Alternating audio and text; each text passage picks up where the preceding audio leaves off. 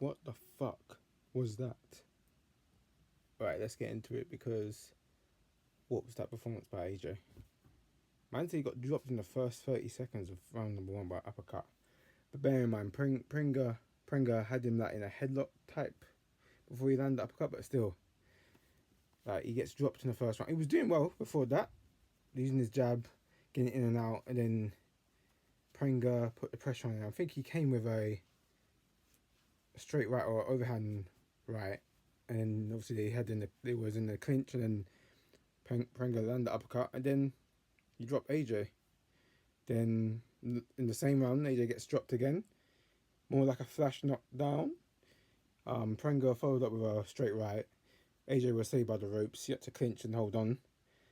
And then when round number two came, Prenga the pressure like he didn't put pressure on AJ after he landed on him and dropped him so many times.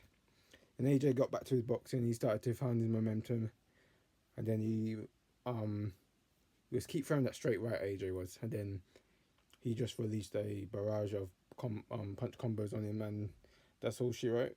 Knocked out Prenga, but now a lot of people are going to be questioning his punch resistance because the punch didn't look that hard. But I mean, when you're getting hit flush by a fellow heavyweight who's 18 stone plus, you're going to feel that. There's going to be questions because Fury is going to be licking his lips. He's thinking, "Yeah, I can get AJ out." But the thing is, your punch is your power is the last thing to go. But bear in mind, there's a lot of factors playing with AJ. I feel like he did get those knockdowns, he got back up. He needed that adversary because it was like he was just asleep in the first round, and he didn't wake up until he got knocked down. So I kind of feel like he needed that just to get his bearings about him.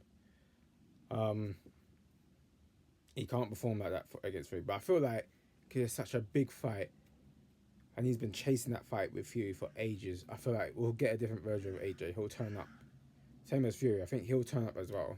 I still think AJ knocked out Fury, anyways. But if you're looking at the performances of Prenga, Wack, you could say Fury doesn't look like the shot fighter than how AJ does. But as I said, we'll know when the fight happens because all this oh yeah, AJ can become undisputed. No. Let's stop that convo right now. Stop. He can become heavyweight champion of the world. Don't get it wrong, he can. If the WBA super becomes vacant, if you beat Fury, walk away. But then again, you're here for, I don't know, man. I don't know. There's lots of question marks about AJ when there shouldn't be. Because him team up Usyk, you think he's going to add more things to his game, and Usyk's team to add more things to his game. Bear in mind, he is still trying to overcome the accident where he lost his two friends. It's been a hard, tough 7 months on him.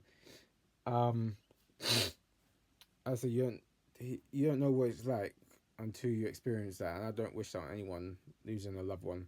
He lost two people that was a big part of his life, and I feel like because it was his comeback fight in some sort, his first proper fight since the Bra fight, I think and the spotlights is on him. I feel like it was a big occasion. The occasion got to him a bit. It did. I feel like he will turn up for the Fury fight because he's been chasing that fight for years. He's been wanting the fight more than Fury.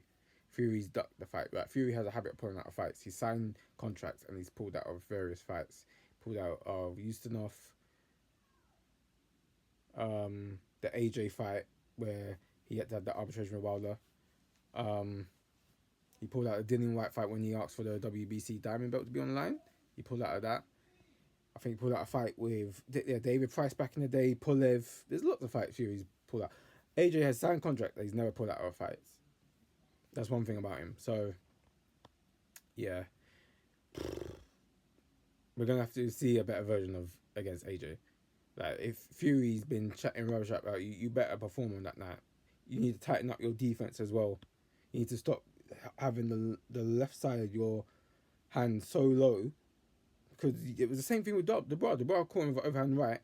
He goes back in a straight line and he gets caught. Your hand should be up here Even when you're moving back in a straight line, for example, your hands need to be tucked up tight by your chin so you can avoid the punches and protect yourself. Boy, it's gonna be a rough one, but bring on AJ Fury. As I said, I think AJ knocks out Fury. Fury that has no power, but he can trouble AJ. That's the thing. But I'm sticking to my prediction. I think AJ knocks out Fury between 5 and 7. So we have to roll on AJ v Fury. Hey.